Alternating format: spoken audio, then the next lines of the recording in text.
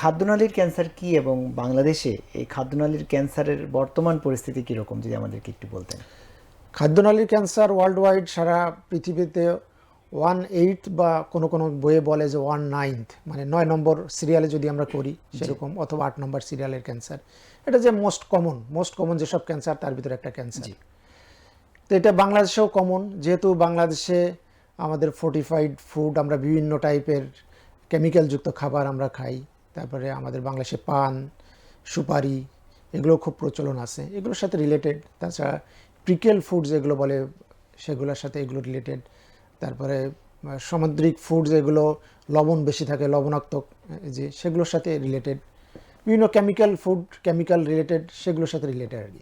যেহেতু সব কিছুই বাংলাদেশে বর্তমানে বিভিন্ন খাবারে বিভিন্ন পয়জনাস এইসব জিনিস ঢোকানো হচ্ছে, এই জন্য দেখা যাচ্ছে যে এই ইসোফেজিয়াল ক্যান্সার বাংলাদেশেও কমন, খুবই কমন বর্তমানে।